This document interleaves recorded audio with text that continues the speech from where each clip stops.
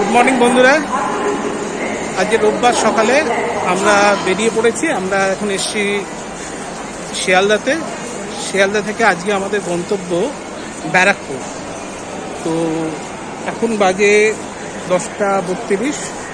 তো নৈহাটি লোকালটা অলরেডি ভিড় হয়ে রয়েছে। তো এইটা আপনার শান্তিপুর লোকালটা অলরেডি ভিড় হয়ে রয়েছে, সম্ভবত এখন তো রাস উৎসব চলছে সেই কারণে। তো আমরা পরেরটা মানে নৈহাটি লোকালটা ধরবো, তো সেটার জন্য অপেক্ষা করছি।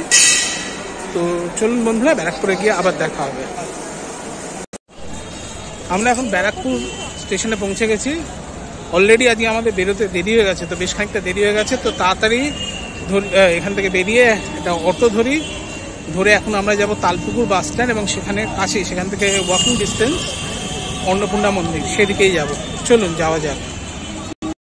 আমরা এখন তালপুকুর বাস স্ট্যান্ডে নেমে পড়েছি।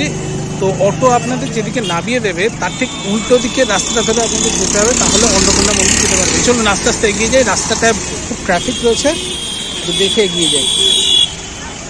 উল্টো দিকের এই রাস্তাটায় চলে এসেছি।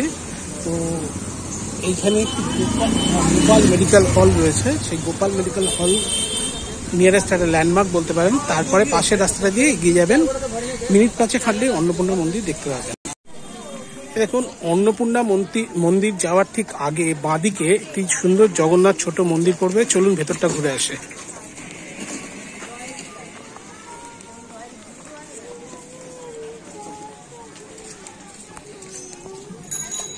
আস্তে আস্তে জগন্নাথ মন্দিরের ভেতরে ঢোকা যাক। ছোট্ট মন্দির, সুন্দর করে সাজানো রয়েছে।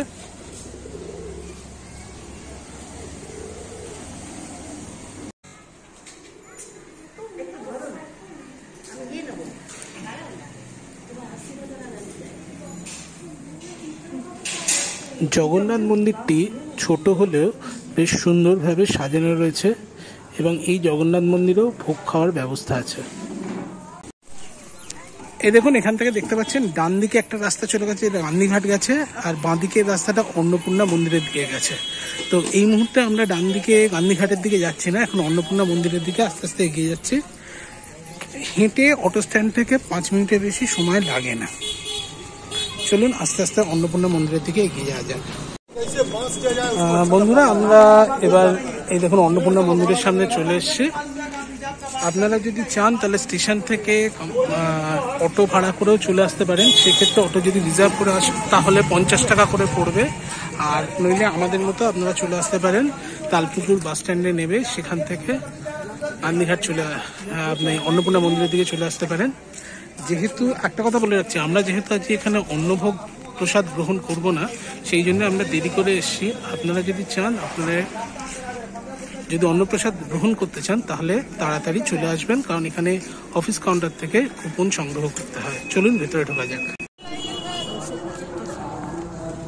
এই দিকটা পার্কিং এর জায়গা রয়েছে, আর 10 টাকা করে পার্কিং লাগে সারাদিনের জন্য। দেখুন, এইখানে লেখা রয়েছে 1875 সালে এই মন্দিরটি তৈরি করেন রানী দাসমণির ছোট মেয়ে জগদম্বা দেবী। চলুন ভেতরে যাওয়া যাক। দেখুন, আমরা এখন মন্দির প্রাঙ্গণের ভেতর প্রবেশ করেছি। এই মন্দিরটি দেখলে ঠিক মনে হবে দক্ষিণেশ্বর মন্দির, একে তাই জন্য দ্বিতীয় দক্ষিণেশ্বর মন্দিরও বলা হয়ে থাকে। এবং মন্দিরটি আমি ঘুরে দেখাচ্ছি। মন্দিরের ঠিক উল্টো দিকে রয়েছে নাট মন্দির, এবং তার উল্টো দিকের সাইডে আপনি দেখতে পাবেন এই পাশে 3টে, এবং ওই পাশেও দেখাবো, ও পাশে 3টে শিব মন্দির রয়েছে। সব মিলিয়ে 6টা শিব মন্দির রয়েছে। আমরা যদি দেখেন দক্ষিণেশ্বরে 12টি শিব মন্দির রয়েছে, কিন্তু এখানে শোনা যায় স্থানাভাবে জন্য এখানে 6টি শিব মন্দির তৈরি করা হয়। আর এই দিকে দেখুন, এই দিকে হচ্ছে, আমি একটু জুম করে দেখাচ্ছি, এইদিকে রয়েছে অফিস কাউন্টার, এখান থেকেই কুপন সংগ্রহ করতে হয়। চলুন মন্দির চত্বরটি একটু ঘুরে দেখা যাক। এইখানে আমি একটা ছোট ক্লারিফিকেশন দিয়ে যাচ্ছি। ব্যারাকপুর স্টেশন থেকে অটো রিজার্ভ করে যদি অন্নপূর্ণা মন্দিরে আসতে চান তাহলে ভাড়া পড়বে 100 টাকা করে, আর তালপুকুর বাস স্ট্যান্ডে যদি আসতে চান তাহলে 10 টাকা করে পার হেড ভাড়া পড়বে। এবারে ধীরে ধীরে আমরা মন্দিরে প্রবেশ করছি। এখানে বিগ্রহ হলো শিব এবং দেবী অন্নপূর্ণা। মন্দিরের ভেতর ছবি তোলা অ্যালাউ নয় বলে আমি বাইরে থেকেই ছবি তুললাম।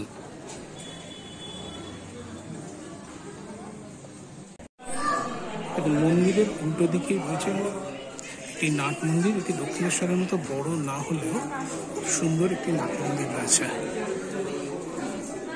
এটিকে এই মন্দির থেকে দেখলে ঠিক দক্ষিণেশ্বরের একটি ছোট সংস্করণ বলে মনে হবে। এই পাশে যেরকম তিনটি শিব মন্দির রয়েছে, ঠিক একইভাবে মন্দিরের এই পাশেও 3টি শিব মন্দির রয়েছে। চলুন এক এক করে প্রত্যেকটি শিব মন্দির ঘুরে দেখা যাক।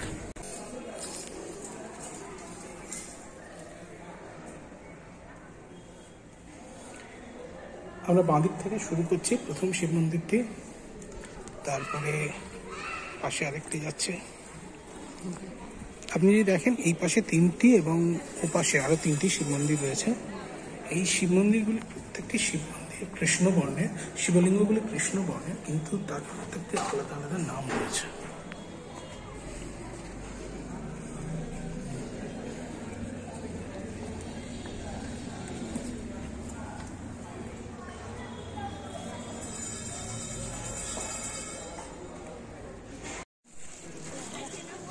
বহু মানুষ মন্দির প্রাঙ্গণে বসে রয়েছেন, গল্প করছেন, আবার কিছু মানুষ অপেক্ষা করছেন প্রসাদ খাওয়ার জন্য। তো আপনারাও যদি এই মন্দিরে প্রসাদ পেতে চান তাহলে সকালবেলায় 10টা সাড়ে 10টার মধ্যে এসে গিয়ে অফিস কাউন্টার থেকে কুপন সংগ্রহ করবেন।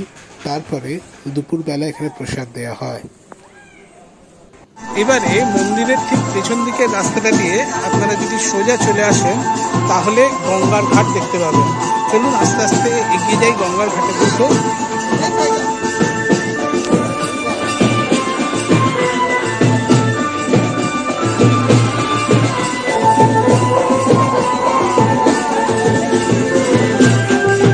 এই যে গঙ্গার ঘাটটি রয়েছে এর নাম রানী রাসমণি ঘাট, কিন্তু সাধারণভাবে এখান থেকে, যেহেতু এটা অন্নপূর্ণা মন্দির সংলগ্ন ঘাট, তাই জন্য লোকে একে অন্নপূর্ণা ঘাট নামেই বেশি চেনে। চলুন আস্তে আস্তে গিয়ে গঙ্গার ঘাটে চলে যায়। এসে গেছি রানী রাসমণি ঘাট বা অন্নপূর্ণা ঘাটে। চলুন আস্তে আস্তে ঢোকা যাক ভেতর দিকে। এখানে হচ্ছে সেই ঘাটে মন্দির দেখাতে পারবো, দেখা যাবে।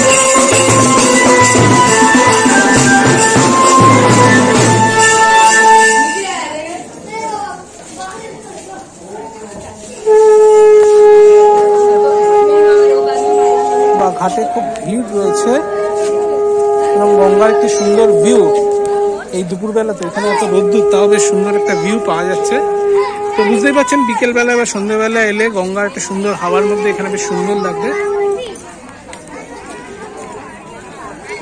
তো এখানে অল্প কিছুক্ষণ থেকে আমরা আমাদের পরবর্তী দ্রষ্টব্য স্থানের দিকে রওনা হব।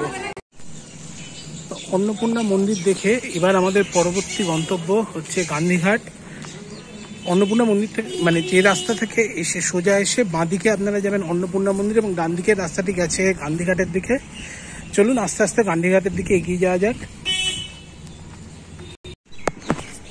এবারে আমরা এসেছি আমাদের দ্বিতীয় দ্রষ্টব্য স্থান গান্ধীঘাট। গান্ধীঘাট করোনার পরে বেশ কিছুদিন বন্ধ ছিল এবং তারপর কিছুদিন আগে এটি খুলেছে। তো গান্ধীঘাটের ভেতরে শুনেছি ফটোগ্রাফি বা ভিডিওগ্রাফি অ্যালাউ নয়, দেখি কি বলে। যদি অ্যালাউ করে তাহলে আমরা ছবি বা ভিডিও তুলবো, আদারওয়াইজ আমরা তুলতে পারবো না। চলুন আস্তে আস্তে গান্ধীঘাটের ভেতরটা একটু ঘুরে দেখা যাক। গান্ধীঘাটের মধ্যে অল্প কিছুক্ষণ বসে আমরা আবার বেরিয়েছি। আমরা এবার বেরিয়ে আমাদের পরবর্তী গন্তব্য দেখি। যদি পুলিশ ব্যারাকের মধ্যে যেতে দেয় তাহলে আমরা লেডি ক্যানিংয়ের যে সমাধি আছে সেইখানের দিকে যাওয়ার চেষ্টা করব, আদারওয়াইজ আমরা ব্যাক করে যাব। তো গান্ধীঘাটের মধ্যে বসে বেশ ভালো লাগলো, গঙ্গার ধারে হাওয়া দিচ্ছে, কিন্তু এখন বড্ড রোদ্দুর, ওই জন্য বেশিক্ষণ বসে থাকতে পারলাম না। তো চলুন যাওয়া যাক পরবর্তী গন্তব্যের দিকে। এই দেখুন গান্ধীঘাট থেকে বেরিয়ে বাঁদিকে এরকম একটি সুন্দর সুসজ্জিত পার্ক রয়েছে। যদিও এখন এই পার্কটি বন্ধ রয়েছে দেখছি। আর এইদিকে মঙ্গলধারা যে গভর্নমেন্টের গেস্ট হাউসটি রয়েছে সেটা রয়েছে, এবং ডান দিকে পুলিশ ব্যারাক রয়েছে। এইখানেই লেডি ক্যানিংয়ের সমাধি রয়েছে। চলুন এখানে যদি ঢুকতে দেয় আমরা নিশ্চয়ই ঢুকবো। তো আমরা পুলিশ ব্যারাকে ঢোকার চেষ্টা করেছিলাম লেডি ক্যানিংয়ের সমাধিটা দেখবো বলে, কিন্তু ওনারা বললেন যে এখানে এমনি সাধারণ মানুষের প্রবেশ নিষেধ, তো আমরা এখন ওখানে ঢুকছি না। এবারে আমরা আস্তে আস্তে কোথাও খাবো এবং খেয়ে তারপর এখান থেকে ট্রেনে করে আবার ব্যাক করব। আমরা গান্ধীঘাট থেকে বেরিয়ে টোটো পেয়ে গেছিলাম স্টেশনের জন্য। ভাড়া করেছিল ভাড়ের 20 টাকা করে। আপনারা চাইলে তালপুকুর বাস স্ট্যান্ডে এসে সেখান থেকেও টোটো ধরতে পারেন, সেক্ষেত্রে ভাড়া পড়বে 10 টাকা করে।